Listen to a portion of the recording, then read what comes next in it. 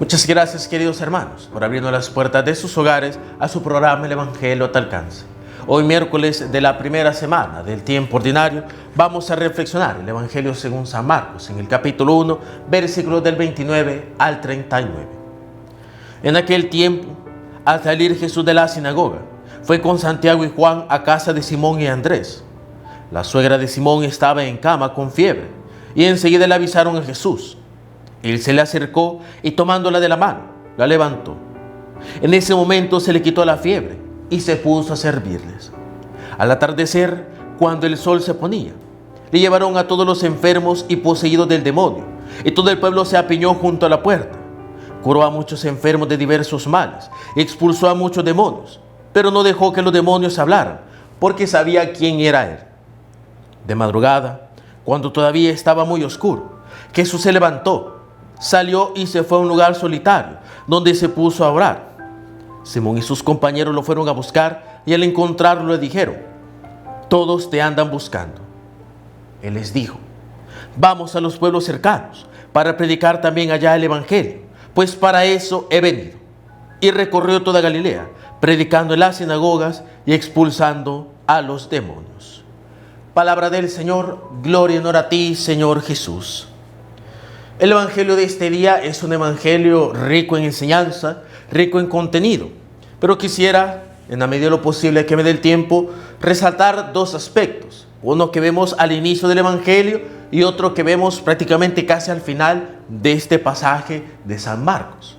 En primer lugar, nos encontramos ante la situación de la suegra de Simón Pedro, que estaba enferma, estaba en cama y obviamente no se podía levantar ni hacer nada, porque la debilidad de su cuerpo a causa de la enfermedad era grande.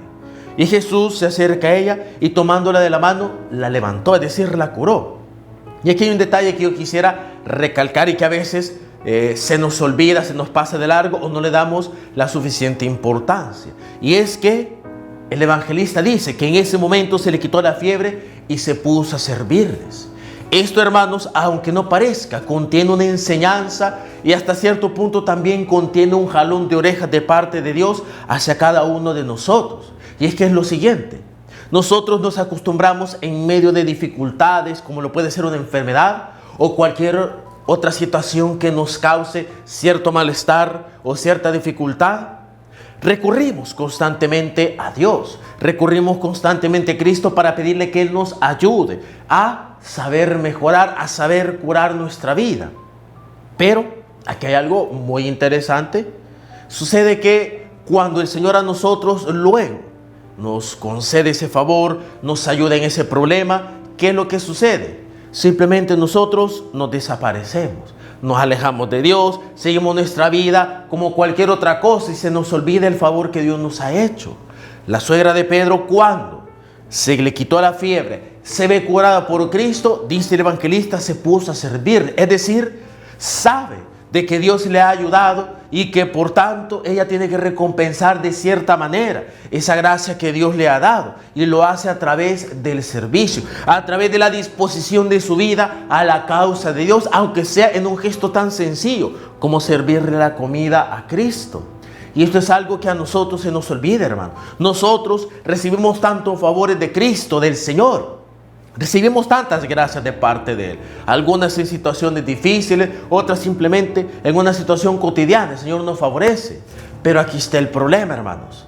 Nosotros simplemente nos alejamos de Él. No nos ponemos al servicio de Él, no. Sino que nos desaparecemos. Recibimos algo de Dios y nos contentamos con gracias, Señor, y ya estuvo. Pero no hay una entrega de la vida. El Señor espera que nosotros seamos agradecidos de esa manera, entregando nuestra vida, poniéndonos al servicio del Evangelio.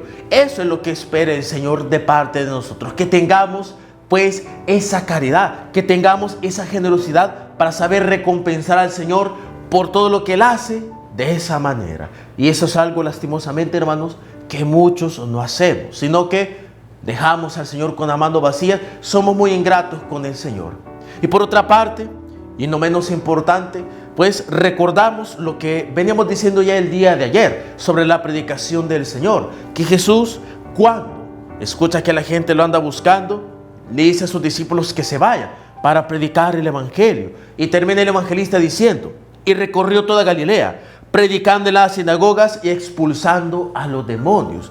¿Esto qué quiere decir? Que en esto se resume prácticamente la labor evangelizadora, la predicación en todos los lugares, para que allí llegue la presencia de Dios. Y obviamente, cuando se predica de la manera correcta, de la manera más óptima, el Evangelio de Cristo, ¿qué es lo que sucede? La gracia de Dios llega y entonces la presencia del maligno se expulsa, del pecado, de los vicios, del mundo, etcétera. Toda presencia maligna se expulsa cuando la presencia de Dios se instaura en un lugar. Y eso es algo que nosotros debemos de procurar, hermano. Que nosotros allá donde estemos, con nuestra predicación, con nuestro testimonio, sepamos llevar la presencia del Señor y ahuyentar la presencia del maligno. Pero si no se da eso, si la presencia del maligno aún se mantiene, es porque lamentablemente, hermanos, nosotros no estamos predicando y testimoniando correctamente el Evangelio de Cristo.